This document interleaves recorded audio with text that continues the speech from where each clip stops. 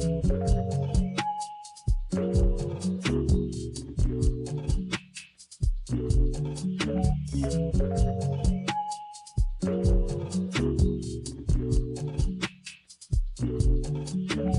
back to the channel. Look, wasn't what I expected against Kansas City. They were on the road, a tough crowd, was without some key starters. But I can't feel like if they had some kind of offense, they might have won that game.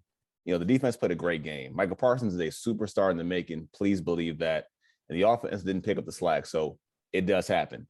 At 7-3, the sky's not falling, but you had to ask some questions now. Are we still playing for number 1 seed? Are the Eagles and maybe the football team coming back? Too early to tell, but just keep it on the back burner for right now. And again, I get it. They were without Amari Cooper, without CeeDee Lamb, and no Tyron Smith.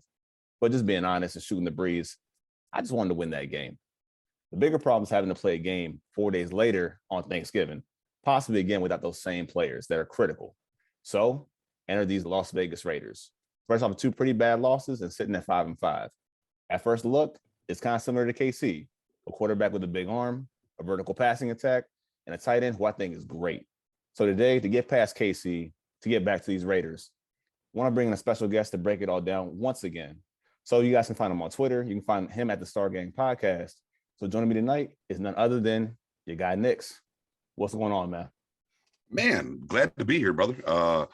Excited to chop it up about, what went left and what went right and what went wrong and, how we get back on track here on good old-fashioned Turkey Day. Some good food and some Cowboys football to get to that 8-3. But yeah, man, excited to be here, brother. Appreciate you having me on. Sorry Absolutely, for being man. late, by the way, as well. For everybody that didn't know, I was late. I'll own it. I was late. My fault. LP, appreciate you for working with me here. Nah, no problem at all, man. I know, East Coast time, Central time, even Pacific time, for some guys, it's tough. So I get it, man. I get it. But, man, for sure, thank you for coming on, man. Like I said, it's fun doing it with somebody else, every time. So no problem here, man. Actually, man, so tell the people about you a little bit. Like, I know you've been doing this for, how long have you been doing the Star Gang podcast? Yeah, so this is our 3rd season for the Star Game Podcast. Me, Spoonie, Mary Ella, and our newest member, Matt Owen, aka Professor O. I did some NFL work a couple of years before that, and then kind of honed in on, I enjoyed the game of football, but ultimately a Cowboys fan, and I'd kind of had this the Star Game. I'd had this around since I guess probably about 2013 or 14. And I just had the page and the group build or whatever, but I never really did much with it. And I was like, maybe it's time to kind of spearheading and kind of do something there. I talked to, like I said, Spoon and Mary, my early compadres in this journey that we've had, and started from there. And we built the brand. We're still getting that the sub struggles, I should say, up on YouTube. But Facebook wise, man, we're over 10 grand strong. So yeah, it's been a fun ride. This season's been fun as well. And the growth comes in leaps and bounds, and then you hit some valleys and whatnot. But yeah, man, 3 years, our 3rd season here, going at it and going strong and enjoying where we're at right now. We appreciate everyone that rocks with us. LP, I just met you this year as well, and I've watched I've listened to some of your content. I caught you on a Tuck show as well. So I know we've had a couple of sidebars and whatnot it goes down in the DMs, as the young kids say. So yeah, on top of the content that we're creating and enjoying that side, I enjoy meeting people, whether it's Dave Sergio from Chop Sports and doing a podcast with him, meeting you and you having me, and I feel grateful that anytime somebody asks me to come on, and man, I really enjoy it, and rocking with Cowboys Nation, the good, bad, and the ugly, right? Especially after these losses. Oh, stomach aches. They give me stomach aches sometimes. Nah, man. Hey, once again, man, thank you for coming on. It's been a pleasure working with you guys in the community, kind of just coming together. So the fact that we can do this and actually make it work and prosper, it's a great feeling, man. But let everybody know that don't know about you in general, but let them know how we can find you on Twitter and the podcast. How can we find you guys? Yeah, absolutely. If you want to come catch me on Twitter, it's your guy Nix, NIX _ in between each word. And then of course on YouTube, that's where I really need the people to come support us over on YouTube. Star Game Podcast, hit the sub button, hit the notification bell every Wednesday night for sure. 8 p.m. Central. We rock a show for an hour. So depending on how we feel, but for sure, gonna give you hours worth of content. And then of course, been doing a lot of Twitter spaces here lately. having a good time doing these Twitter spaces. I've rocked with Dylan a little bit on that, Mass as well, Wall and whatnot. So if you're following me over there, you can catch some of this good old content live. You come on and speak, and that's what I like about the spaces. Is, man, you can actually request the mic, come up, ask the questions, talk, and like you said, man, get to intermingle with everybody in that realm. There's a lot of fun. So yeah, man, if you like talking Cowboys football, or you enjoy not always hot takes, but I call them solid takes that I give, man, come follow me over there on Twitter, man. Well, you know what? Tonight we're gonna find out about him, man. Hey, but one last thing I wanted to bring up, because I think it's interesting, man. Being a gamer myself, a throwback gamer, you also Yeah. own Games to Go locally in Texas, right? Yeah. Blessed beyond measure in that realm. Next year will be 22 years, or 12 years, excuse me. 2022 will be 12 years. We've been in operation. A big week for us as I was closing the shop getting here. Black Friday, of course, right? It has been cool because we started out, we were just kind of strictly little anime and video games, and we've kind of evolved over the years, where it's, it's the comic books, your Pokemon cards, Magic the Gathering, Yu-Gi-Oh, on top of all the games, and we carry all the games. I mean, we got Atari, Odyssey, all the way up through PS5, the Xbox Series, and Switch. So I mean, we carry everything. Man, I tell you what's even crazier. If I got time for a little side story, is that, man, I took in some VHS tapes, man. I was like, you know what? Guy brought me a stack of VHS tapes, and I was like, well, we don't really sell VHS, but it was Nightmare on Elm Street, it was Goonies, and some older, some DBZ anime, some Pokemon, and I was like, Speaking my language, man. Just speaking you know my what? I language. was like, I'm All gonna right. take a chance. You know what? Yeah, you want to sell them? I'm gonna buy them. And I bought I bought these off the sky probably about 3-4 weeks ago. Dude, they're selling. I'm like, and of course we know everything comes back around, and but I mean, people have been like losing their mind that we have VHS tapes. I'm like, okay. I mean, got and some Godzilla ones too, and I've got a couple other tradings on. So it's always interesting because I've been in this industry for over 20 years, doing it for myself now for 12.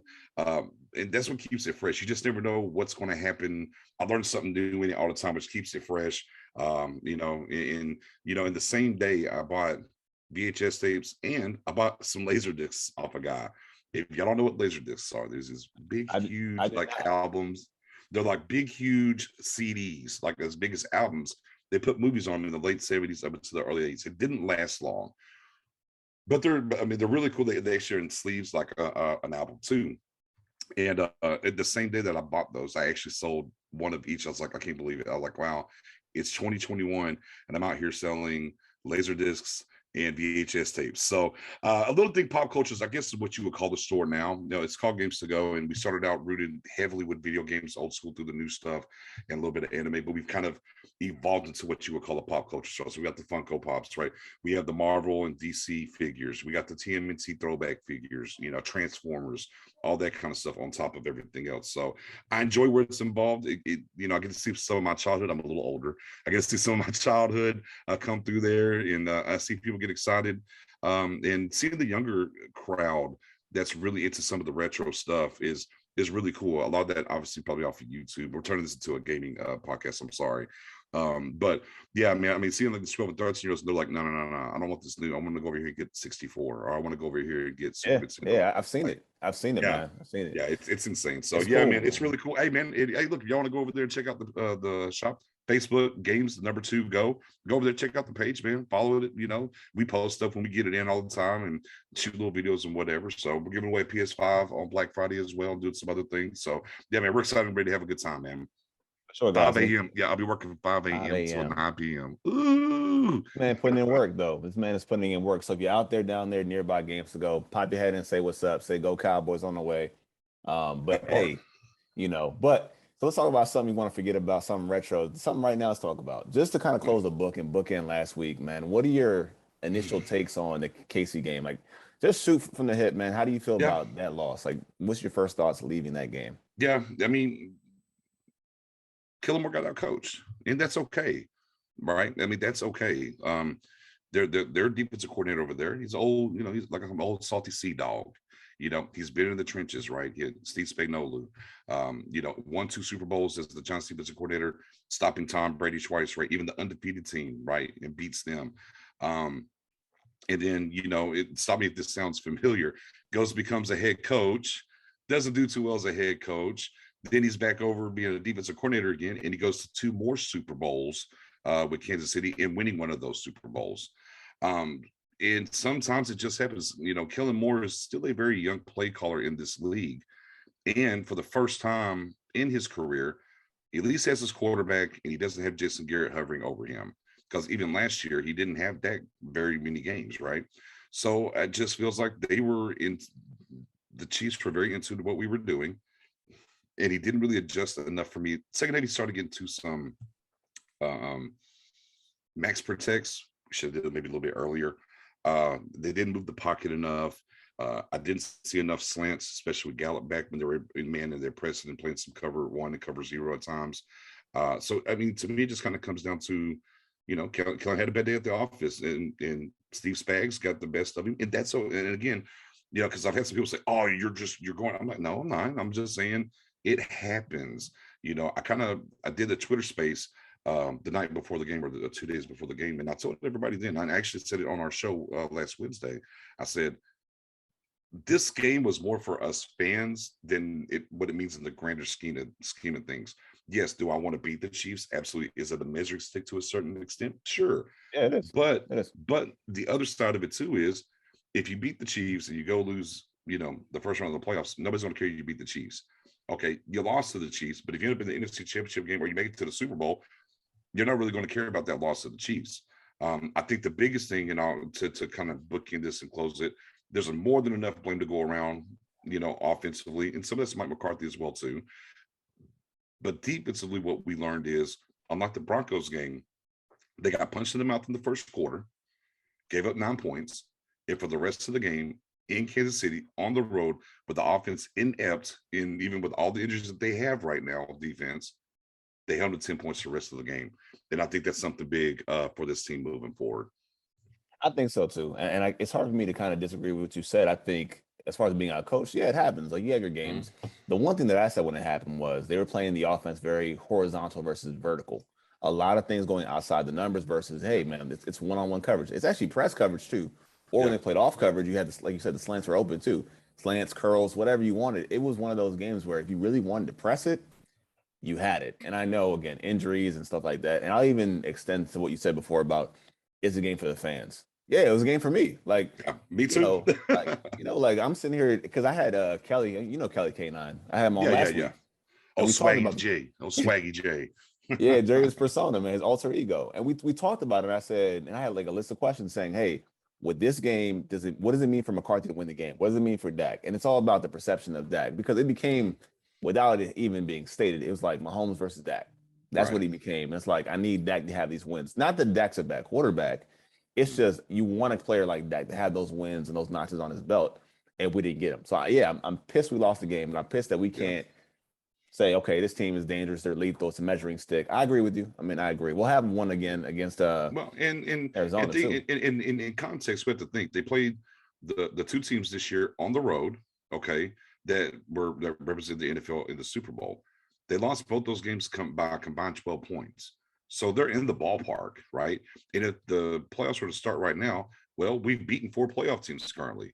Okay. I mean, we beat New England, they're in the playoffs. Chargers, they're in the playoffs. Minnesota, they're in the playoffs. And there was one more thought, but call it 3. Forget it. We'll say 3. Fair enough. Okay. Yeah. I mean, so we have, but it's the way that it's billed, right? And what's going on and who you're playing at that moment. No one wants to, and of course, how this thing works social media wise and whatnot. New England lost a game since we went up there and beat them. I mean, and they're putting some whoop. I mean, did you see what they did to Cleveland, right? And we think Cleveland's defense is what it's supposed to be and everything, but you're not going to get, but you're not going to get that kind of love yet, because the Bucks game, now the Chiefs game, and it looks bad, and then they're going to say, well, two of the last 3 games, right? The Broncos stinker. All right, you blew out the Falcons. Mm-hmm. Now here's another stinker, per se, from the offensive side of the ball. But when you get to the actual, brass tacks of what happened in that game offensively, it's kind of a little bit clear to understand, like, this isn't like a huge issue. Because I mean, if you flip it over, I mean, Patrick Mahomes threw the ball, 260 yards, 0 touchdowns, 1 interception, and 1 fumble lost. So I mean, it's not like, oh, Patrick Mahomes just lit us up and Dak just wilted underneath the pressure. And look, on some of those drops are different, if the pass that Dak does get there. And look, I'm not blaming the refs or anything, but you just have to call the pass interference with Michael Gallup there in the end zone. I'm sorry. Of course, man. Yeah, and if they do that, you're on the 1-yard line with 4 chances to go get a touchdown. They score there. It's 16-10. It's a different game then. Yeah, so, and the thing about that is too, and it's not to make excuses because we're not doing that. I mean, there's a layer of being objective, and we can be objective. We can criticize Dak Prescott. I don't mind doing it. I can talk about it. It's the same thing even with the wins too. Like we can talk about the Broncos game. They did everything uncharacteristic to lose that game. Drops, bad special teams, not tackling guys. It's uncharacteristic, like I said. But 2 out of 3 games, you start asking some questions. But it's not about that for me. It's the seeding. Are we trying to go for the number 1 seed, the playoffs, whatever the case may be? But no matter how you cut that, you still got to win these games coming up. Like we still got to win those games. So this is kind of flip it, man. But go ahead. And of course, and that was my other point also about the Kansas City game was it's an AFC team. So when you're getting into the seedings and whatnot, if you're going to have to take an L, let it be against somebody in the AFC, not the NFC. That's another thing that does matter and factor into where we're ultimately trying to get to and go. And I've said this before. I don't really care if the Cowboys are the number 1 seed or not. I just don't want to be the number 4 seed. I don't want to be the number 4. Why. Tell me more. Because you're going to get the worst matchup in the first round. Right? That would be Green Bay, maybe? Green Bay. No, it would be Green Bay. Probably right now, you probably look at the Rams. So you're playing the Rams. A home game. The Rams. It is a home game. But if you're the 2nd seed, well, you're going to see maybe a Carolina or a Washington football team or the Eagles or Minnesota. You're going to see it. You've already seen a couple of those teams this year, and you've beat them, so you kind of have an idea about where they're at. As compared to if you're the 4th seed, you get a bad matchup, and the rest of the way you're going to be on the road because 1, 2, 3 seed, unless something really changes. You're going to be on the road the rest of the way. So if you're able to get to that 2 seed or that 3 seed, you get a little bit easier matchup, and there's an opportunity for you to host another playoff game, in the works of what happens in the playoffs. I just don't want to be that 4th seed. No, don't get me wrong. Sure, you want to be the number 1 seed, by all means, walk through the door, go win out and go do that. But just avoid that 4th seed. That 4th seed is just a tough road. I agree with that, man. But you know what? Let's focus on the one ahead of us, man. So we have the Raiders on Thanksgiving. I almost said Oakland. Yeah, but the Raiders. So, man, so you know what's funny? When the schedule broke, right, way back in what was it, May? Yeah. May, okay. And we had our games. Actually, when we had the list of games that we had to play the season, no schedule, no dates, but we knew who we were playing. I picked this game to be on Thanksgiving. I knew it. I was like, they're going to have the Raiders on Thanksgiving. Knew it. So here we are, man. So we got the Raiders at 5-5. Looked at the Raiders, right? Just tell me how you feel, just off the cuff, off the rip. How do you feel about their O-line versus our D-line? And consider we don't have our guys back yet, but how do you feel about this group, though? Blind taste test. Yeah, I mean, I tell you, man, the Raiders got some in-house problems, but we can talk about that in a second. Obviously, they drafted a guy, a pretty high prospect in Alex Leatherwood. He kind of started to tackle. Now they kind of shoved him in the guard now, right? Colton Miller at left tackle. Then what he brings to the table. But they just haven't. It's been up and down for them this year, right? And remember, Colton Miller is a former first-round pick as well. In the 15th overall, I think in 2018-19. Cooper pick, right? He's the Amari Cooper pick. Yeah, there you go. There it is. Okay. Andre James at center, Nick Martin backing him up. And then Brandon Parker right tackle. So, yeah, I mean, it's been a mixed bag for them, and especially if you watched them the past couple of weeks, Carter's definitely been under fire. At this point, if Parsons is playing in, I mean, good luck. right? I mean, that's just kind of how it's been so far as of recently when he's lining up in, no matter who he's playing. And I mean, he got sacks from both sides of the line last week in Kansas City. Obviously, there's an outside chance D-Law plays as well, but let's not talk about D-Law or him if he is or not. But just as this line's constituted, Dorrance Armstrong's playing great. Osa's been having a great year as far as a rookie defensive tackle goes.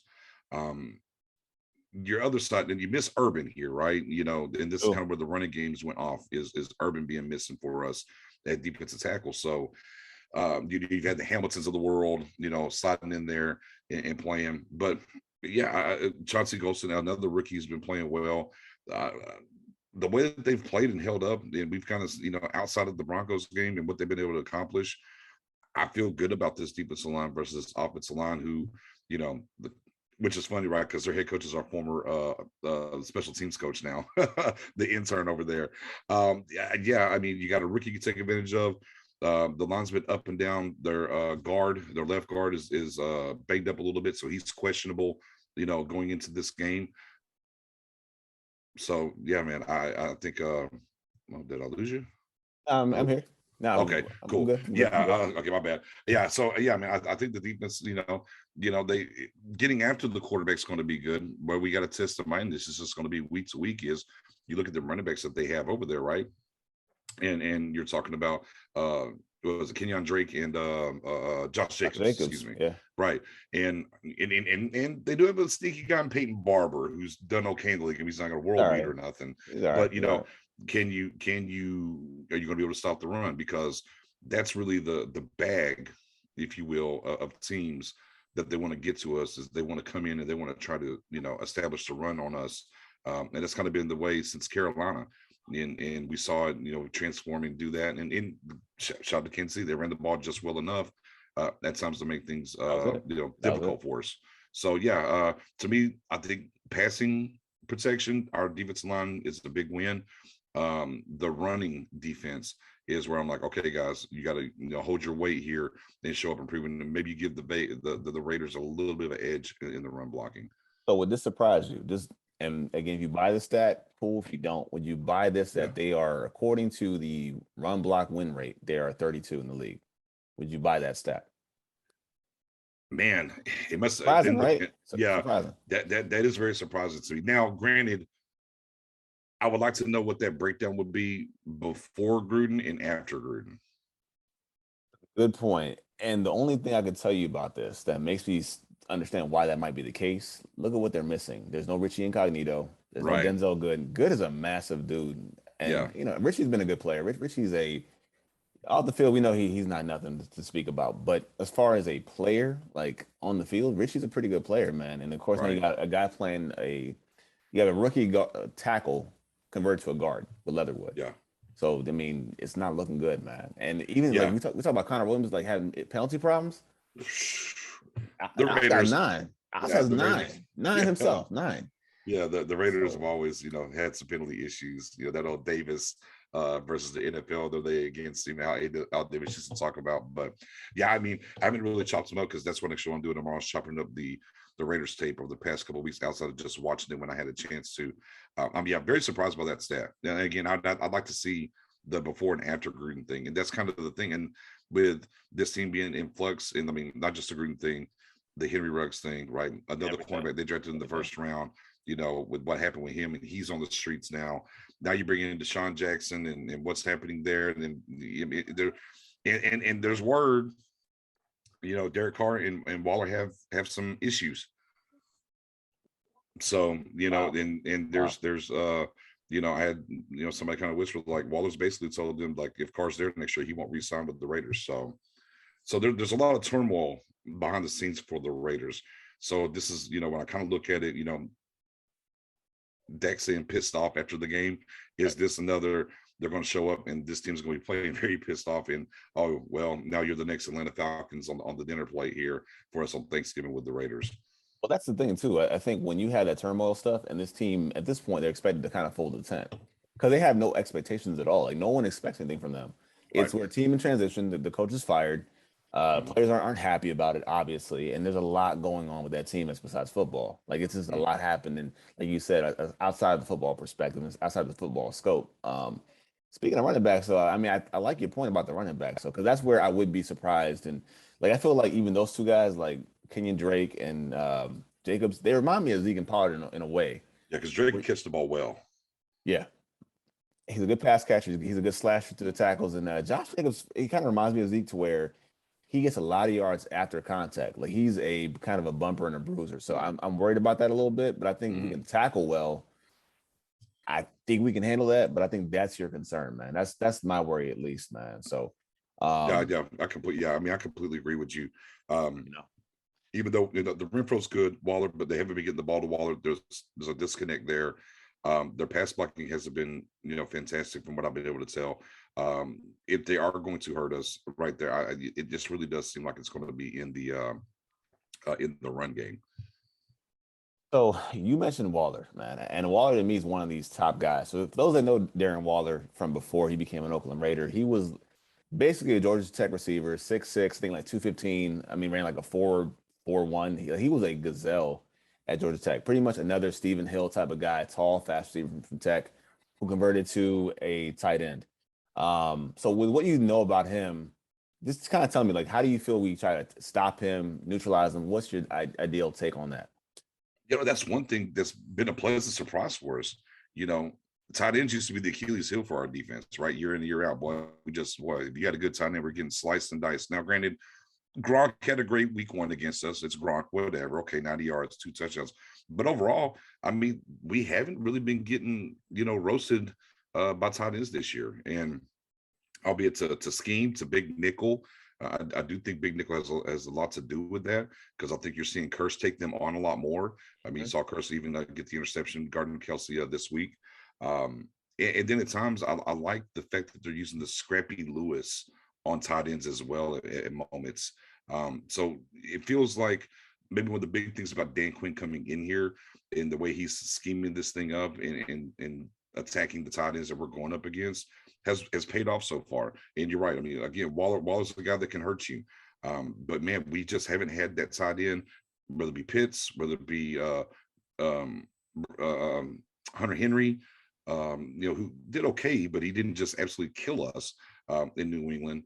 Kelsey didn't really just kill us, right? I mean, you kind of go down the murderer's row, some of these tight ends we faced, and this defense has found a way to scheme it up and do pretty well against them. So, yeah, I think it's a combination.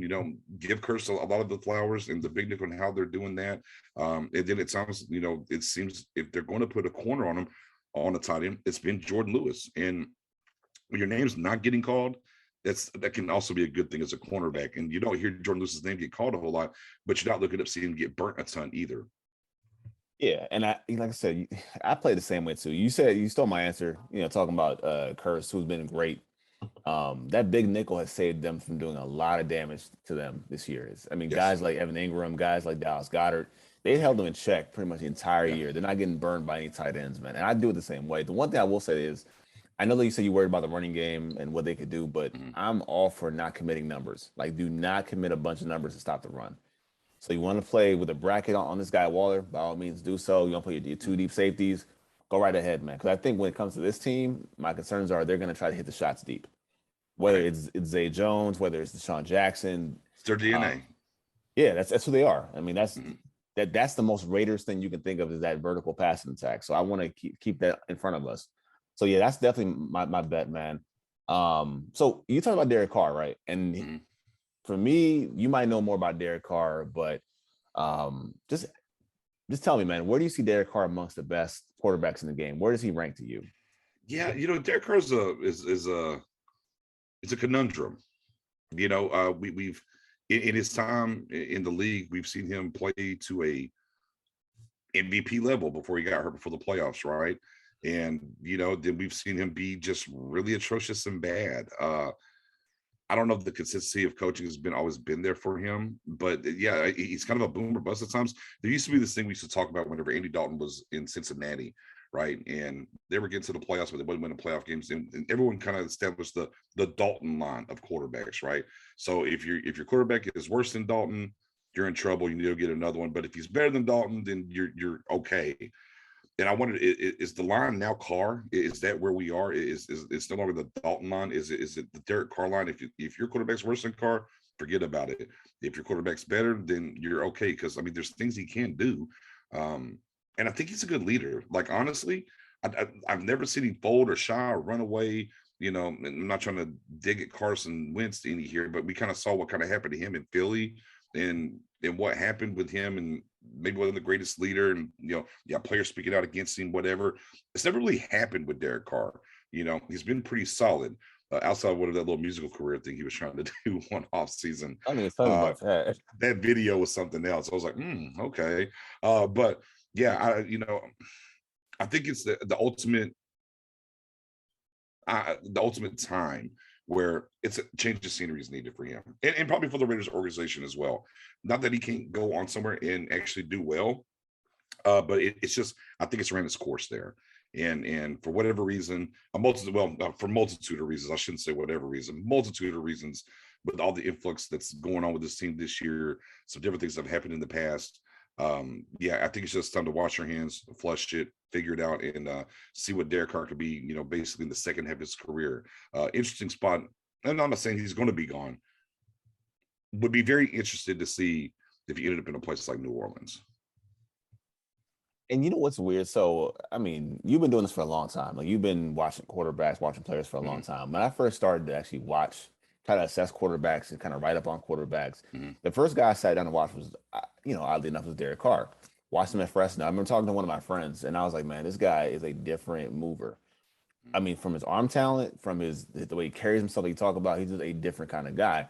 I'm not saying he's like Dak Prescott as a leader. I'm not saying that, but you always have seen this guy carry himself well, despite the adversity, despite what people say about him. Yep. And he was fighting an uphill battle. I hate to bring up John Gruden, but because I'm not a Gruden fan. I've never been a fan of John Gruden, how he conducts himself, how he does quarterbacks. Just ask Chris Sims.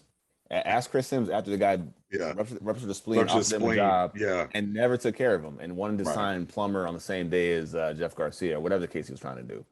But he was collecting all the quarterbacks over there in Tampa Bay. It was wild. Wacko, man. But that's the thing, though. I've always thought Carr is a pretty good quarterback. I don't see Carr like an Andy Dalton. I see Carr more like maybe a Kirk Cousins, who actually can be a good quarterback with the right situation, the right circumstances. I think he's not a bad guy. I think he's a decent leader too. Like, he welcomed Antonio Brown and it goes, no big deal. Like, hey, AB, come by my house. We'll kick it. We'll be friends.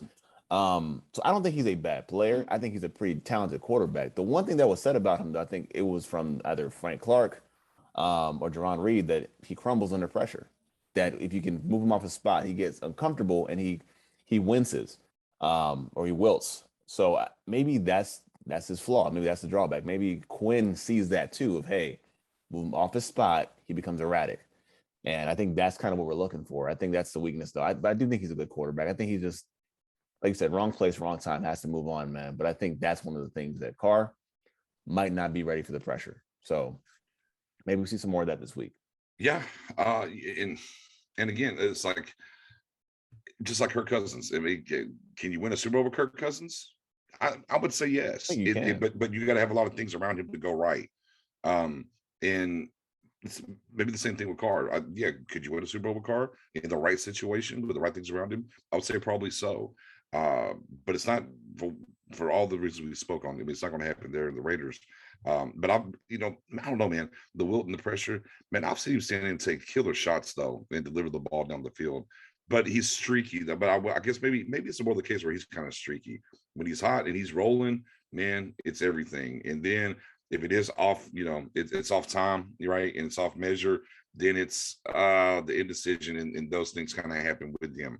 But to me, that's why I go back to, I don't know if he's just been one of the better. I don't know if he's got the best of coaching since the time he's been in the league with the Raiders. And some of that stuff is coachable kind of things. But I'm with you. Get pressure, move him off his spot, and get him a little erratic, and let these cornerbacks go do what they've been doing all year. Gotcha, man. And quick note, by the way, you mentioned the Saints, which I think would be a great landing spot. They just paid Taysom Hill, so.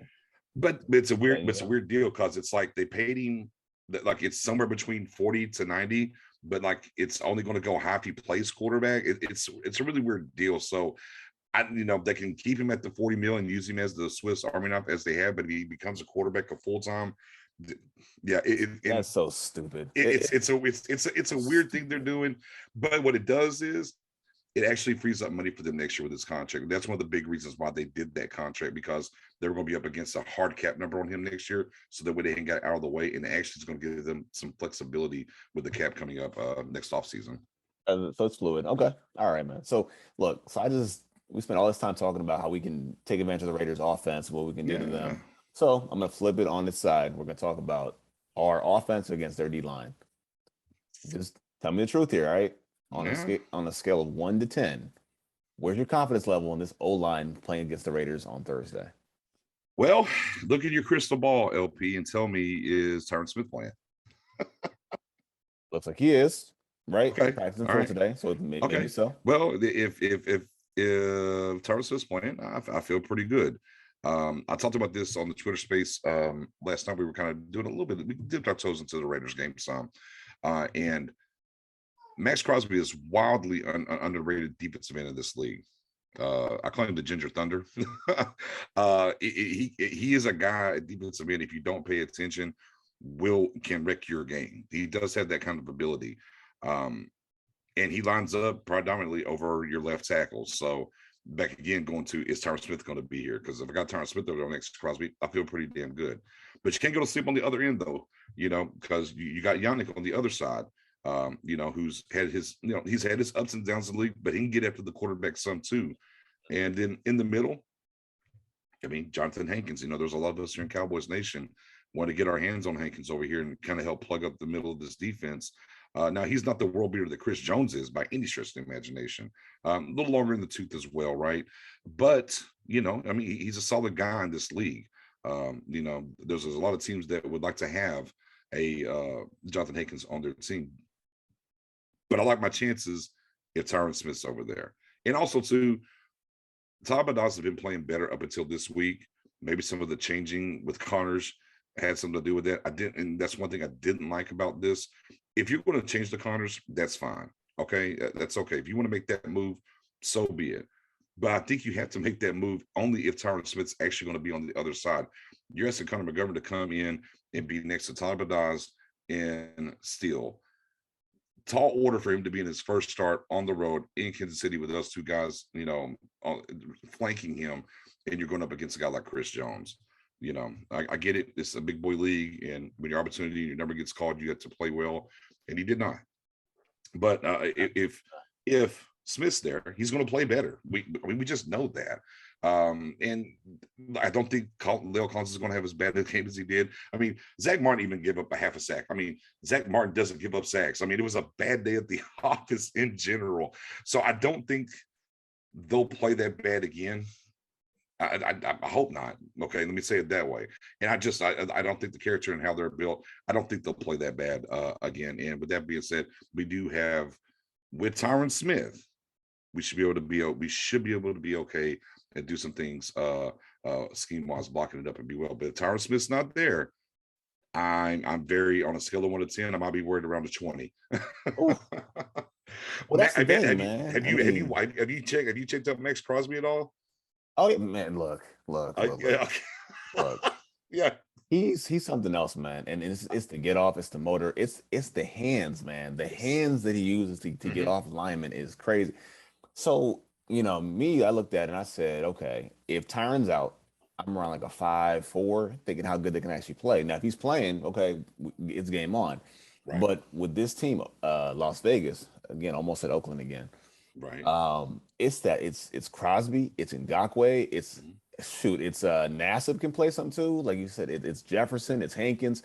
They got a lot of guys that can play ball, a lot of different guys, man. And again, when they're playing against you and they have maybe, if he doesn't play, for example, and you got waves of guys that can come in there and play, then you start getting nervous, you start getting worried a little bit. That's where I get concerned. Again, we talked about the lineman. I haven't even mentioned if Lamb is a go or not, because now if Lamb's not a go again, we have to play with these guys, Noah Brown, Cedric Wilson. And if they say, hey, look, we're going to stack the box again, we're going to do this, and it's going to be one-on-one matchups. We're going to blitz you guys, make you play one-on-one with Terrence Steele. A lot of this stuff, man, can snowball quickly. So then you're letting these guys have one-on-one matches with Ngakoue or Max Crosby. Like, it's scary hours, man. You don't have your guys. So we need to have those guys ready to play, man. So I say I'm at 5, but 8 right. Tyron, 7.5 maybe. Okay.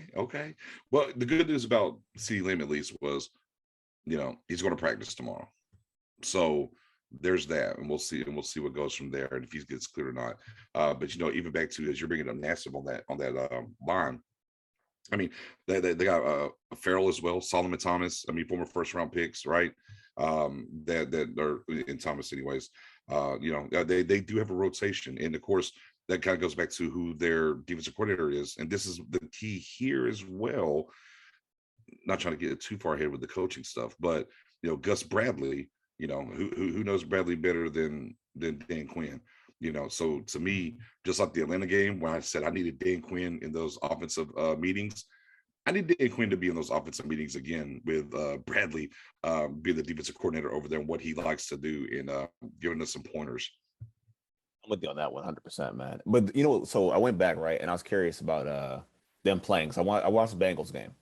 Yeah. The one thing I saw in that Bengals game is when you wanted to run the ball on the outside, it was there all day long. Like the outside zone was there all day long. Like Joe Mixon had it. Toss plays, it was like you name it, they had it on the edge. And it was on both sides. It wasn't just on the Ngakoue side or on Crosby's side. It was on both sides. So I'm like, if it's a Tony Pollard game and you want to attack the edges with Tyron Smith back, by all means, take it. Take it all day long. Like it's got to be one of those type of deals. And again, if Lamb plays, you're kind of telling me Lamb will play from what I'm feeling from you. Like Lamb's going to play. It sounds like, which is good. But I'm saying if you want to run the ball on the edge, take it all day long. Just go after it, man. You're right, and this team just prototypically doesn't like to do those things. We don't run a lot of stretches. We don't, but you're completely correct because I did see some of the Joe Mixon stuff. I mean, I know Joe Mixon had. Let me look. I know he had to be over 100 yards, right? He was 30 carries, 123 yards, 2 touchdowns, 4.1 yards per carry. But we don't prototypically, even with Pollard for the most part, we don't run a ton of tosses or get to the edge that much. It's still him in between the tackles, and that's some part of the game that I would like to see them change up and do more in the running game. It's like not always between the guards and the center. Let's get a little off tackle. Let's get a little outside and test the outside some, as you said, with Pollard for sure.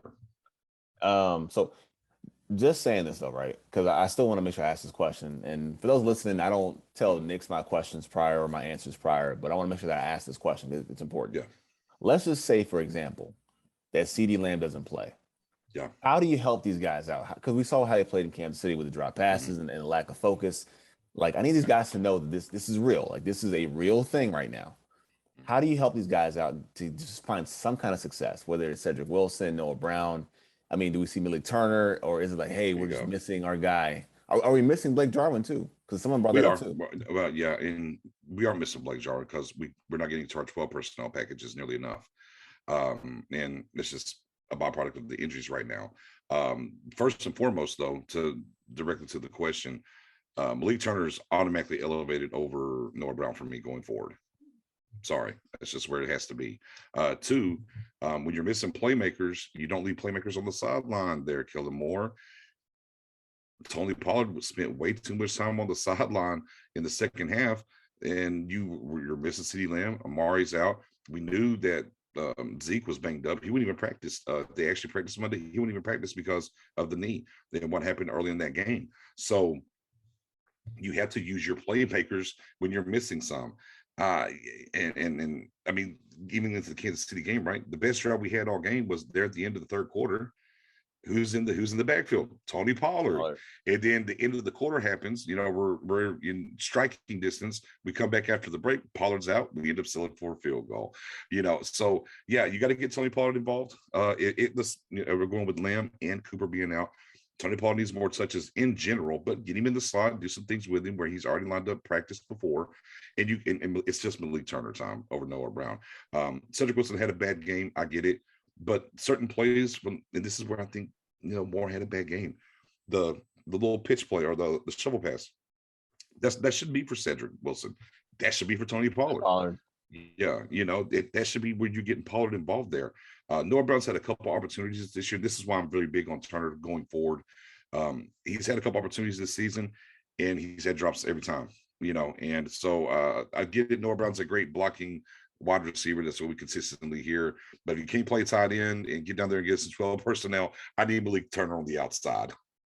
So this might be an out of the box question, kind of weird, man. But tell me, do you think with Tony they can use Tony somewhat as a pseudo slot receiver? I didn't watch him in Memphis, so I don't know exactly that's in his Right. wheelhouse, but is Well, that here's a the thing. possibility? Training camp. Yeah, I mean, training camp, they lined him up in the slot. I mean, so I mean, if you did it in training camp, you could do some things there. And look, and here's the thing: you don't have to get him to go out there and just run, precise, crazy routes, brother. Just hey, give me out real quick. Hey, look, you know what? You're in the slot. They're off of you. All right, I got the RPO option. Boom, I snap it. I throw it out to him. Get it in space. Get Pollard in space and let him be creative. The best. How many screens are we running against Kansas City? How many? 50 million. You Like, know, and they Reedy were. Gallup? Yeah, my goodness, and they wasn't working. The one that did work, who was it to? Pollard. Waller. He read it, cut back, had the speed to get it around, and went on. So, I'm not, and I'm not on here campaigning because sometimes like, are you just ready to get rid of Zeke? No, not at all, not at all, baby. I'm not trying to get rid of Zeke. What I'm saying is, you have to get the ball in playmakers' hands more if you can. Whenever you're losing guys and you have a guy that can, it's okay. I mean, we've seen formations with Pollard and Zeke in the game. It's okay to do that. And again, this is where I think we have to attack if Amari is going to be out, which Amari's going to be out for sure. If Lamb's not going to play, and even if he does play, let's double down on that point, LP. Even if he does play, where is he going to be at with the concussion? Is he all the way back? Is he going to be a little foggy? You don't know that till game time gets there. But you don't want to leave a tool in the shed that could have helped you cut this tree down, but you're out here with a butter knife trying to do it. Go and grab that saw, bring it on out here, and start sawing these limbs off and do some things. And that's what Tony Pollard can be for this offense, if need be. Okay, man. So you want to hear a wild stat? This is a ridiculous wild stat. So I know I was kind of going through it, 'cause I was working on an article for the week, Yeah. and I saw this stat. Talking about coaching for a second, saw this stat. Mm. So the one thing I don't want to see this week: do not stick to the run. I think, like you said, coaching. I think they played a little scared. They went to a shell where they ran the ball almost not exclusively on first down, but they ran the ball more than I liked on first down. So Yep. I went back and I saw this stat, and I went to go pull the data. So they ran 14 plays on first down in the first quarter or in the first Yep. half against Kansas City. A majority of them were run plays. A majority of them were. Now, when I ran the numbers on that, right, they averaged like 4.3 yards, like 4.3 yards per play on first down in the first half. I take out the Pollard run of 31 yards. It's There you 2.3. go. It's Yep. 2.3. So two things with that. One, your running back, that's the backup. He means a lot to having some pop in your offense. And two, do not run your head into these, the acid realignment over and over again with these halfback dives, like shotgun inside zone. Just don't do it, man. Just don't do it. If you want to play laterally, that's fine. You want to play more, slants and digs, whatever the case is, that's fine. But don't do the same plan. Please don't do it again. Yeah, it was very Jason Garrett-esque, running early on the first down and whatnot in a hostile environment, right? It's being allowed, but you know what? And you go back to the Bucks game, and it was hostile environment, very loud. And in the second quarter, they're like, you know what? We're through running the ball, and they got busy, right? They got busy, and they used the passing game as an extension to the run game. Where was that play? Where was that play call sheet? Go, I need Kilmore to go wherever the trash can is in his office. You know Find where the it Tampa. was? Yeah, find You the know what? Tampa. Maybe he left it in Tampa. Maybe he left it in Tampa. I think they probably left it in Amari Cooper's pocket. Well, I mean, there's that too, right? And there's some of that as well. But go get that play call sheet back out, that game plan, and use some more of those things. Because I know you can't just not run the ball on first down. I do understand that, but you don't need to do it at a very high clip. Now, and now once you're up comfortably or whatever, Of course. sure, you want to start eating the clock, do certain things. But when the game's in tow, go if you go down like just dial up play action on first down and look at the returns for a lot of teams that do that a lot. And those are the things you have to need to get to, because what was happening early in that game, the 2 yards here, 1.5 yard there, -1. you're right, you're off. Now you're behind the chains someone, right? Now you're 2nd and 11 to 2nd and 9, maybe 2nd and 8 at best. And now we got to get to the pass game, and now you're setting yourself up to where they know what's coming, and you're telegraphing a little bit. And I haven't crunched the stats on this, LP, but I'm willing to bet the games where we don't run the ball in first half prototypically at a high clip of first down, I bet are our best games. I'm willing I to would bet say that. so. You know what's weird, man? Honestly, so I flipped the stat on its side. So I talked about the first half, when they ran the ball on first down almost exclusively, or Mhm. almost like 60-40 pretty much. Right. So that last drive we talked about, that last drive of the third quarter, late third quarter, they had 3 plays on first down back to back where they passed the ball on first down. It was gain of 14, gain of 12, gain of 18. It's not what you call garbage time. It's just in the flow of the game. Bam, Yeah. bam, bam, bam, bam. Like Mhm. if they can establish that early on, you have a good chance. And I think, and you probably have seen the Raiders secondary. Cause I haven't talked about the receivers yet, but the Yeah. secondary with the Raiders too, man. These aren't great players, man. Yeah. They're They got not some great okay players. safeties, but yeah, They the do. the They do. corners, yeah, they got some Nah. okay safeties, but the corners, I mean, obviously they lost a first round pick, or was he first round, late first round or second round pick? Where Arnett, right? Arnett. yeah, Arnett, yeah, and yeah, you definitely dead on. The corners aren't exactly world beaters. I mean, raise your hands if you know Nate Hobbs. Casey Hayward Jr. has had moments in this league, but Yes, yes, yes. he's not the Casey Hayward he once was though either. Safety wise, right? Morig, Abram, so they have something there, but they can't cover everybody. So yeah, these corners can be had, but hey, look, going to Kansas City, we thought those corners could be had too, and they locked up man to man pretty good with Amari Cooper, our Amari Cooperless team. CeeDee Lamb kind of learned about the double team life early on and what it means when Amari's not around. So you know what? And this is not on my show sheet. I didn't even plan talking about this, but I want to bring up this point only because it just hit me just now. Yeah, go for it. So about like maybe was it 2015 where Dez was out, right? Dez was out for like 6 games, 8 games, or whatever the case was. He was Okay. out for a while, so we had to rely on our guy Terrence Williams to be the number one guy. Mr. Body Catcher. I've noticed though, this has not been brought about Michael Gallup being a pseudo number one in the absence of 2 number 1 receivers. Mhm. Why do you think that one? Why has it not been discussed? And two, does that lose any luster off of Michael Gallup? The fact that he's not been able to rise up as a number Yeah. one, albeit one game. I'm just saying, what does that really say about Michael Gallup? Well, I kind of, you have to use Gallup in the right spaces. Yeah, and look, right, because there was some issues with Dez, after Dak's rookie season, where they couldn't connect, right? Then they just had issues that couldn't connect, and they ended up, getting Dez out of here. Some of that though was, Dak at that moment had not developed the back shoulder throw. Okay.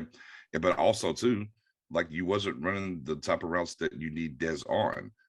I need you on drags. I need you on slants, right? I need you big body guys, come back curl stuff. And that's kind of the same thing with Gallup. I mean, we go chop up the routes that he was running this past week. They're just not, prototypical to the game that you need from him, especially with Amari out. See, when you have your full complement of Amari Lamb and Gallup, okay, Gallup, I need you to be the non-guy and give me an occasional slant. That's all we need you to do. That's your role in this offense when we're at full tilt.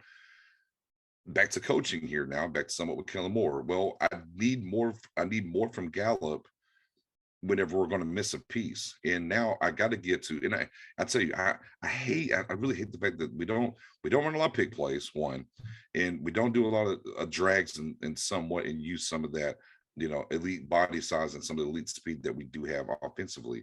But you have to call things that are going to put him, coaches have to call plays to put players in the best position to win. And that game with the pressure they were getting, I mean, the first half, Dak had time for one read, and it was either check down or get out of the way, right? So I don't have time for Gallup to get out here, even though early on, right, the early missed throw to him when he beat the guy.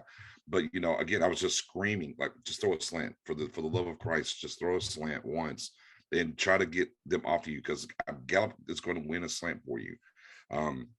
And it just never came. So yeah, I mean, obviously we're going to look at Gallup and be like, okay, well, you didn't do enough. And in the grand scheme, nobody did. I mean, look, Pollard had a good game. Schultz had a good game. Outside of that, you're lying to yourself. If you say anybody else really had a good game offensively, those are your two guys, and move on.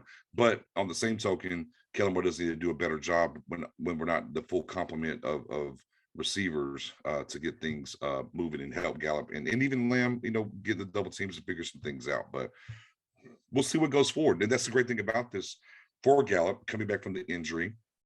And now here he goes and wanting to ascend and get that new contract and go prove to be a top tier 2 to number 1A, 1B kind of guy. You got to step your game up, and whatever's being called for you, you got to win. And, no matter what we think about the play calling and what happened in that game, players didn't win enough in one-on-one matchups for us to be successful offensively. Agreed, man. So just talking about from one player to another, that we got to see something more. Finally, man, Dak Prescott. Let's just talk about Dak real quick. Yeah. So on the heels of that game with Dak Prescott, do you feel like, I know we talk about the narrative of just being fans, but let's just talk about this for a second. Is there any added pressure to Dak Prescott after losing that game in Kansas City? No, I don't think for him. No, if we're talking about his mindset and his perspective, I mean, him, no, no. I don't think so. But Yeah. I mean, From how do you see it though?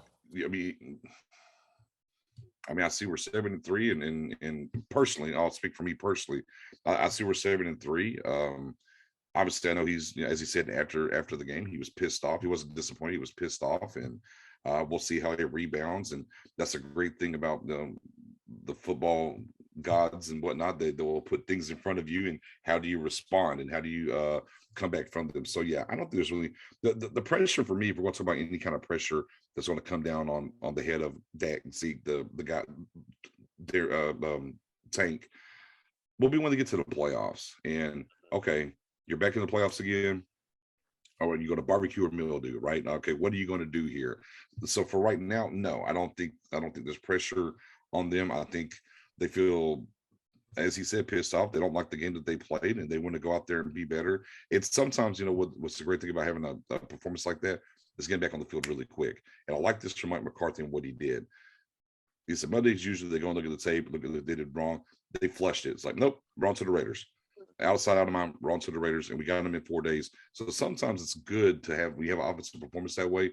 Let's just get to the next game, and you get to play them quick and flush it and move on. But no, I don't think there's any pressure for Dak Prescott right now. I think he's just going to look to correct to try to get this team to 8-3 and move forward. But yeah, no, the pressure will come now.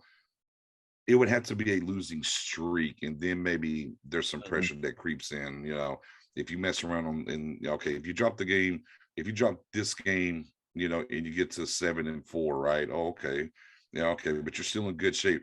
Then the Saints, and you stumble against the Saints. Now you're 7-5. Then it's like, hey, we got to flip the switch and really get it going. And then you're talking about some pressure type situation that would have to happen for Dak and what's going on.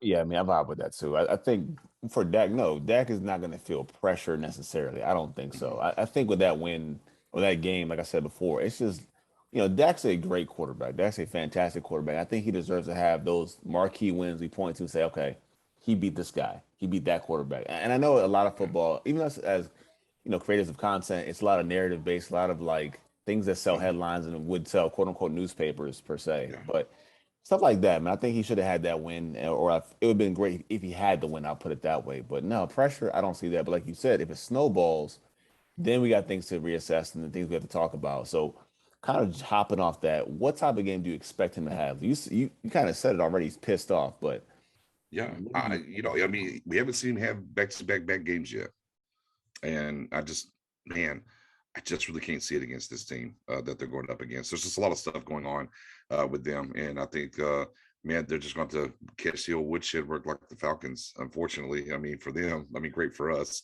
But yeah, we just haven't seen him play back-to-back bad games. He seems to correct the ship, or right the ship, I should say, if he does have a down game and move forward. So yeah, I think he bounces back.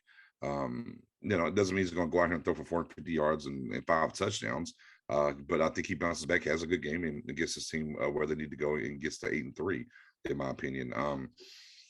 I mean, even if we go back to last year, technically he didn't have a really bad game last year before he got up, out of there with the injury. Maybe you point at the Rams game 2016, some things happened, whatever. But he was putting up prolific numbers even last year. And he's been doing that, even so far this year. Okay, the Broncos game, stinker. All right, this game, stinker. Well, where's Tyron Smith? I mean, there is some of that, but don't want to blame it all on injuries. I mean, you're a made man now. When you get the contract, you're a made man. You don't get the left tackle excuse anymore like you did in 2017. So you have to find a way to be better. And he wasn't good enough in Kansas City. I mean, it's just facts. He misses Gallup out the gate. And, It's right. It was like the Broncos game. If he didn't hit them, okay. But when he did hit them, they would drop it, right? And he was under, consistent pressure. Now, any quarterback that's under consistent pressure has moments, but he's got to stand tall and just do a little bit better. So yeah, I mean, it's a bad game for Dak too as well. A lot of people want to, make excuses or whatnot, but I mean, Dak's not going to make the excuse. Clearly, No, he's not. no. He's not in the excuse business. So, yeah, I fully expect him to have a great game on Turkey Day. Yeah, man. I mean, look, No pressure. nah, none, man. And you know what? As they say, hell hath no fury like a Dak scorn. So we'll see what Hey, happens there. yeah. I like that. I'm gonna steal that. I like that. You're welcome, by the way. Welcome in advance, man. You know what I'm saying? But I mean, like you said, though, it's not like that. I think you said you don't expect 450. I do. So, I'm probably, spoiler alert for the predictions of the game, but Right. I said, Well, hold on. I didn't say he uh, wouldn't do it. I said he doesn't have to do it to have a good game. no. Yeah. Pour pour it on, man. Look, pour all that syrup on. Pour Run it all up. on. Run Yeah, it man. up. I think you need that though. I think you have to like bounce back and really take off and just say, look, we're back. We have time. Because if they go out there, they play this game, they crush the Raiders, they crush them. You have a full week, in a normal sense, a full week to prepare for New Orleans. The team was playing with whatever the quarterback is going Trevor on, Simeon is oof. whatever that is, you kind of have it to where, look, we can go win this game, go home, get some grub, go back to like a short flight to New Orleans, play Mhm. them, smash up on them, and have 10 days off to prepare for, is it Washington, I think? Right? Yes. Yeah, I believe so. Look, man, like you got it kind of in the palm of your hand. So I think, no, if Dak is who I think he is as the leader, the alpha, the like, look, this is not happening on my watch, Mhm. then they go and they stomp their guts out. Right. They go in there and they stomp them out. I mean, this is what I think, man. So of course I'm gonna just segue that perfectly. So, but I'll let you go first. You're the guest. You can go first. Okay. Pick a player of the game, one on offense, one on defense. Yeah. I mean, I won't layup drill it here. I mean, Yeah, if you want. nah, I'm not gonna layup Off the drill. I mean, backboard, man. Just right off the yeah, backboard. It's easy. yeah, nah, no alley oops, no alley oops. I'm not gonna say All right. Parsons. I mean, that's too easy at this point. I All mean, right. he's not defensive rookie of the year. He's going to be defensive player of the year. He keeps playing like he is. It's just facts. That's what's going on. How about this? Defensive player. I'm gonna go. Let me. I think let me go. I'm gonna go. Yeah, no other choice. You know, I you know think who I you know. have I to think say. How about this? How about Diggs? I'm gonna go Diggs gets 2 picks. I'm gonna go Okay. Diggs. I'm gonna go Two Diggs. picks. I think that I'll throw it out there. A little hot take. Diggs 2 picks on Turkey Day. Then we get Diggs with 2 picks. I kind of like the sound of that. Offensively, I think it's very important. I think it's very important that Paul has a good game for us, especially with the weapon situation outside with Amari and Lamb. If Tyron Smith's playing, I mean, you could say Tyron Smith to a certain extent too, but I'm gonna go with Tony Pollard, man. They got to find a way to get him the ball a little bit more, especially with the wide receiver core a little banged up. Jarwin's still out. Let's get Tony Pollard involved, and if he has a good game, I think that's a definitely big key of victory of offensive player, and they can get some things done. You know what, man? Like you said, it is a layup, man. But I have to go with Dak Prescott in this I game. understand. I I have to. understand. I have Well, to. look, see, I I'm have the to. guest. I don't want to reach in your fridge. I got to leave it for you. Man, man, see, this is a good host right here, man. Nice guy right here, Yeah. man. Nice guy, Knicks. But yeah, I mean, Yeah. I Yeah. gotta say Dak Prescott, man. Only Yeah. because, like I said, that game you had to wash that taste out of your mouth. And the one thing I said about the game last week was it wasn't that he was bad. Well, you know what? Actually, let me rephrase that, right? So before we hopped on, I was listening to them recap the Giants game. For those Right. that don't know, when the rivals play and they suck, I go to their content creators channels, I listen to what they say because it's funny. It's music to my ears. Right. But Makes you feel better. it does, man. And I think we're all like that, whether you admit it or not. So I went back and they're talking about Daniel Jones. And what they said was the game went bad last night. It went bad. Like flat out went bad. But what he said was Jones made it worse. And that's the one thing about Dak. Dak never actually made it worse. Right. He had limited chances. He missed those chances, and it happens. But he had one throw here he missed. He missed Noah Brown kind of behind him a little bit. Catchable ball, but he missed them. The chances were limited and there was limited opportunities, but he didn't make it worse. Bad quarterbacks make it worse. Bad quarterbacks don't respond. Dak is not a bad quarterback. So I think he's going to come back. He's going to just smoke this team, I think, down the field. It's going to happen. Whether Lamb is healthy, whether it's Cedric Wilson on a misdirection play, they're going to kill this team down the field. Defense, I won't say Michael Parsons is way too easy. way too easy.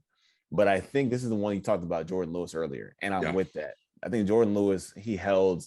I kind of need him to do this anyway. He holds down Darren Waller for fantasy purposes. Please stop Darren Waller. Fair. Please stop that guy. But I think that's the one you talked about, that matchup with him being an eraser for tight ends. I like it, man. I'm thinking Jordan Lewis, maybe no picks, but pass deflection here and there, maybe a big stop in the red zone, something big, man. I like Jordan Lewis a lot in this game. I'll say that for sure. You know, and back to the Parsons, as we both, kind of like, okay, man, it's Parsons. Our linebacker play was so horrible with the Parsons at the end. Neal falling down on the third down, and Tyreek gets to first. LVE getting washed. I'm like, man, this linebacker core is so bad when Parsons isn't in there. But again, this defense, and not to take away from what Carson and some of the other guys did, man, Parsons was wrecking this game from such from not just the analytical standpoint, because you'll see the 2 sacks, right, and things, but like the small things that he did, like the pass, for instance, the pass that on third down to Tariq Hill where Donovan Wilson's on him. The reason that pass ends up incomplete, and Donovan Wilson had some pretty decent coverage, but if Patrick Mahomes delivers the ball like he normally does, Tariq Hill's catching that going out of bounds, right? Well, Parsons gets just close enough to him pushing it back. If you go back and look at the tape, Mahomes had to slide, had to slide to his left, get off his mark, and then turn and throw it. And it caused it to be an inaccurate throw from Patrick Mahomes' standpoint, being low until he couldn't get it. And it's those things that Parsons does that doesn't show up in the stat sheet that wrecks games. And if you go back and watch the little breakdowns, man, there were so many plays where it wasn't the Parsons was getting home, but he was forcing Patrick off his spot. And no matter if you're a running quarterback or not, you have your spot in the pocket. You don't like to get off your spot. And when you do, things get a little off kilter for you at times, no matter what kind of arm talent you have, and we know Patrick Mahomes has, one of the elite arm in the league. We understand that, but it's still getting him off schedule with his mechanics and making him move just a little bit, really help this defense stay in this game and get after it and give this offense, as you said, that didn't hurt us. He didn't make it worse for the most part, but it gave us a chance late in the game to still be in it and have an opportunity to win. Yeah, and that's the thing, man. If people that have been watching football for many, many years, and people that just kind of new into it and trying to learn how to, either you're a creator of content, you want to be an analyst, whatever the case is, I think the hardest thing to evaluate is line play, offense and defense. That's the hardest thing to see, understand what you're seeing. Micah Parsons is so good that anybody can tell, damn, that's good. Wow, look at that. Like the closing speed, the moves, everything he has in his repertoire as a pass rusher. Anybody can see it. I mean, anybody, Ray, Stevie, whoever, like they can see it. Like I like it. It's wild. Like something like that is a rare find, man. And he didn't even play football last year. Crazy stuff from that kid, man. Shout out to him. Shout out to the message too that he dropped in the group chat to the players saying, hey, if your family's out of town, wife, blah blah blah, my mom's cooking. It'll be like for 100 people come through. We could bond, whatever. Yeah. Dope thing for him to do as well. The kid just kind of gets it, right? Where all the things we were maybe worried about with whatever happened up in Penn State with the hazing and we wasn't quite sure. Man, he's passed all that here in flying colors in Dallas. Super excited for the future of him and leading this defense for sure. Love it, man. And the thing is, so I was actually talking to one of my friends, man, Giants fan. So I know we're probably going overtime here, but just kind of give you guys some feedback. So we were talking about it. And we discussed the Cowboys. And because, again, when I talk about the narrative and the pressure on the Cowboys, a lot of that stuff that he talks about is things that he takes right from ESPN, First Take, and all these shows. Right. And again, I get it. That's kind of thing to do. But we were talking about it, and I said, Dak's not any of these weird pressures that you think, oh, they have to win right now, or it's a closing window, or whatever the case is. Because his point was, okay, well, Dallas has to win something now because it's a closing window. I'm like, well, you don't say that about Josh Allen, do you? Like, those kind of things. But the point that I wanted to bring up to him is that this team is in great hands because, and I said, do the Giants have a Micah Parsons? Do they have a Trayvon Diggs on defense? No, they don't. And many teams don't have that. So this team, the nucleus they have with guys like Parsons that get it, guys like Diggs that get it, they're in great hands. They just have to make it happen, have to make it crack. So right. I feel great about that, man. So yeah, the only thing about the window thing is you got 26 guys on a 1-year deal. for the most part. Or the last year of their deal or 1 year deal. So for this collective and how it's built, it will look much different next year for the Cowboys because they're not going to re-sign 26 people. That doesn't always mean a bad thing, but it's not always. It's not going to be a good thing either. So it'll be interesting to see, the shakeups and moves. You do have cornerstone pieces, as you said, and that's what you got to have because you don't have them. You're still searching for them. But what are you going to do at safety? You're bringing Curse back. What's that going to cost you? LV is probably out the door. You're probably not bringing Neil back. Well, they got to start thinking about linebacker, right? I mean, we're getting way too far off the course here, but just in general, I'm not trying to hijack. But yeah, no, I mean, there is some validity to this team this year because there's going to be a lot of these guys that won't be here next year, and then we're not even getting into what are they going to do with D-Law on his contract and that's $16 million. And they haven't touched Coop's contract. It's foolish. I'm not saying this is anything they will do, but it will be a discussion that they have. Well, they have an out on Amari's contract with no dead money. Do they even consider doing that? I would not, of course. But I'm just saying these are real things that this front office is going to broach and talk about and contemplate, the offseason. So the NFL says not for long. Whenever Dak got drafted, I said, that's it, man. I said, Rome's got 32 games left. Enjoy him. Little did I know, he had 0 games left. Yeah. You had to strike while the iron's hot. You're 7-3. The schedule works out in your favor. Go attack it now. Be in the moment now. You have everything in front of you with the number 1 seed. If you win out, you probably will be the number 1 seed if you win out because you get to beat Arizona. That'll be huge. But go attack what's in front of you. Great, man. Agreed. So, so now you have to give me a score for the game. So give me your score. What do you think? Yeah, man. Well, the Bengals just dropped 30 on them. So, and I like their offense and everything.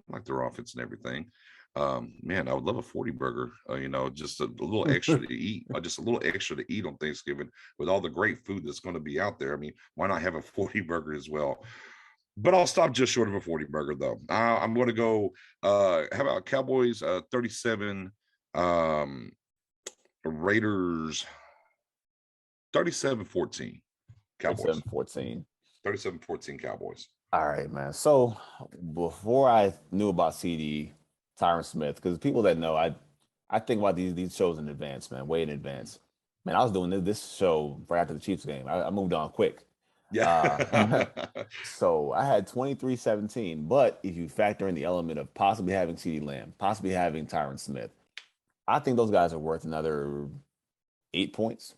Fair to say, yeah. 4 points apiece. So let me go 31 then, 31-17, and they win this game and they move on to New Orleans, man.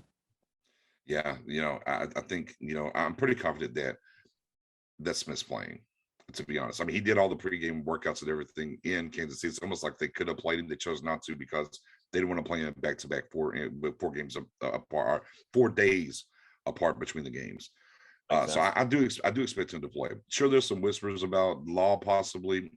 I don't think it's going to happen, but boy, what a shot in the arm if he did. The team would be very high. But I go back to your guy, my guy, all of our guy, Dak Prescott, and I keep hearing the clip. I'm pissed off. I'm like, okay. Last time I was pissed off, I saw what happened against the Falcons. I'm just kind of the same mindset. I think this defense and where they're at currently, even with missing these players, where Parsons is at, and they don't have the weapons. I think they're going to turn up against Derek Carr and a team that has, a lot of fledgling things that are happening behind the scenes. And they're very much in flux. And I think we're going to get this ball rolling the right way and start catching heat and go on a run. I think the Cowboys will go on a run, and I don't think they're going to lose the game till they get to, barring any other significant injury. Yes, because now we should be to the point where we're going to be getting a lot of these guys back week to week to week.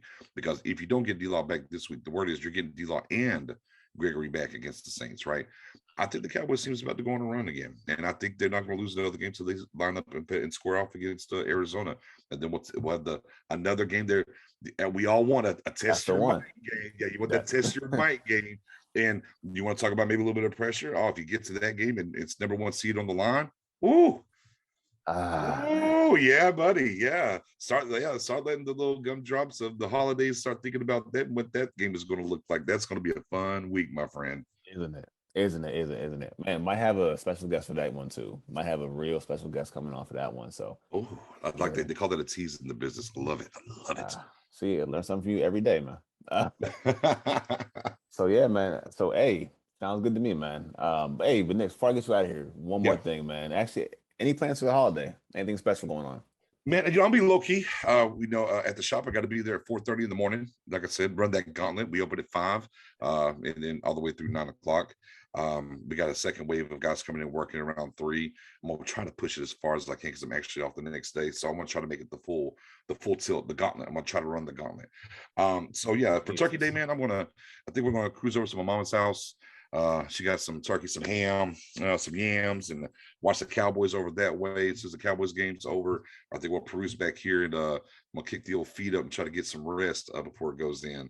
For it to go in the following morning. So yeah, I'm looking for some good food. I'm looking for some good Cowboys football because last year on Turkey Day we were dealing with fake punts on 4th and forevers on our own yard line when the game was 20-16. Like, what are Forgot. we Oh, doing? Washington. Man, I forgot who we played last year. I Yeah. forgot. Oh, like, we're close. We're in it. You know what? Let's run these fake punts. Let's go and run these. Let's go and run this fake punt on our end of the field. I was like, what is going on? And then right after that, what happens? The Dalton tip interception, and like the Montez game just Sweat. went to Yeah. the game goes to poop. Right? It just it was so bad. So I'm looking for a better Turkey Day game from the Cowboys this year. Same token, sir. What do you have planned for your Turkey Day? Nothing, man. Staying home, chilling, making my Staying own home, food, not chilling. seeing nobody, just watching football all day Okay, long, man. wait. Say, okay, you're making your own food. So, where are your skills in the kitchen, my friend? Yeah, I'm not like nobody else, I'm not like, crumb with somebody else, man. I follow the recipe to the letter, Okay, just like it says, no okay. switching up. Like Garrett, man. Nice and predictable. Nice and Okay. predictable. So Hold on, clap it up as it's coming down. Trust the playing it safe. process. Oh, Trust the process. Wherever it says, we're gonna just execute this recipe. We're gonna execute it to its fullest. It's a half a teaspoon. We're not doing a full teaspoon, David. We're nope, doing no, just a nope, half a no, teaspoon. nope. And Yeah. if I want to get dangerous, maybe two. Maybe Oh, two. okay. Getting okay, not too vanilla. You're gonna switch it up, run a little trick play or something. What are you cooking? Are you going with the turkey? Are you going with some ham? Are you going to some Ah, chicken? What are you man. So doing? you know what? So I don't do the turkey thing. I don't do it. So Okay. no turkey. So it's gonna be little Cornish hens for the little kids, man. Something small, some Okay. ribs, potato salad, all handmade. So Okay. I'm gonna get Well, it all in, right. man. So, all right. Well, I'm gonna need the picture in my inbox. Let me see your handiwork. I'll And let you yeah, know. yeah, yeah, yeah. Send me a picture of that. Let me get that little handiwork of what it's looking like. I like it, man. Sure, man. For sure. Let you know, man. Actually, man, let them know though. How can we find the store, man? People locally have to know about this place, man. Give them the address Oh too. Let yeah, them let yeah, them man. know, man. Yeah. Longview. I mean, if you're in the greater East Texas area, Longview, Texas, surrounding areas, man, yeah, it's 103 West Loop 281. Suite 310. Come over there. If you know where Parties Plus or Whippets and Critters are, we're right over that way. And of course, hey man, if you can't remember that, Games to Go on Facebook, you can actually hit it. They got a button up there, it'll give you directions. And if you can't figure that out, the phone number's right there. You can just call me.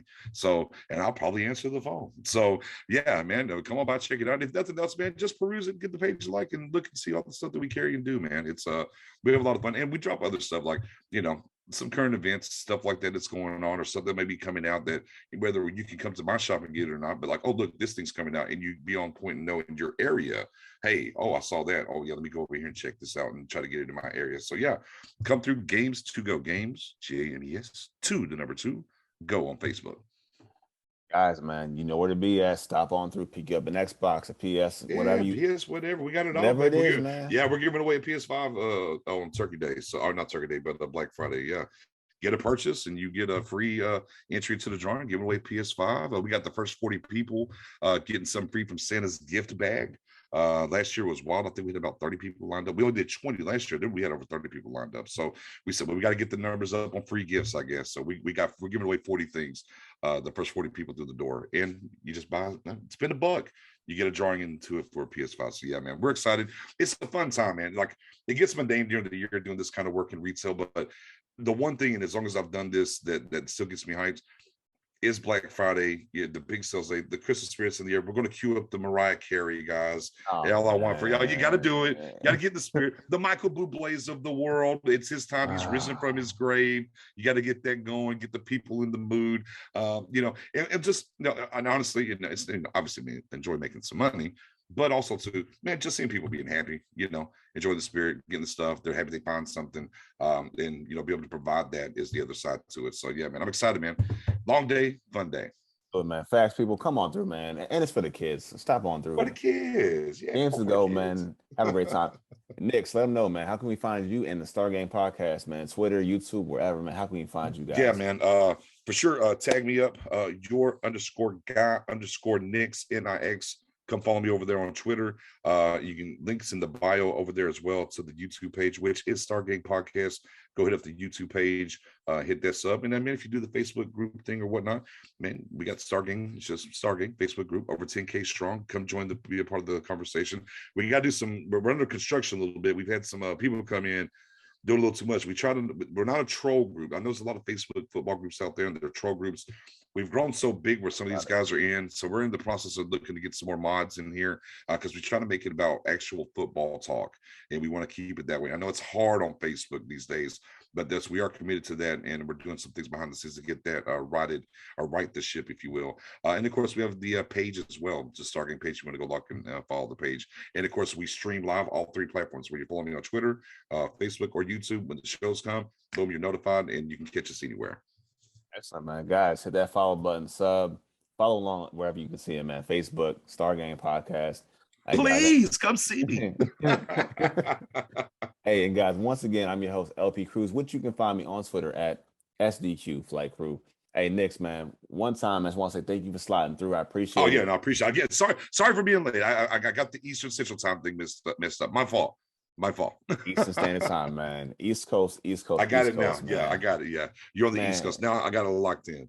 It's all good, man. Like I said, I appreciate it, man. The Cowboys Nation definitely appreciates it. Also, if you guys love this content, hit that like and sub button for more vids like this. Nix, I know you're coming back at some point. So hey, brother, hey, all you gotta do is inbox me a little microphone button. I'm just gonna tell you, say when, and I'll be here, brother.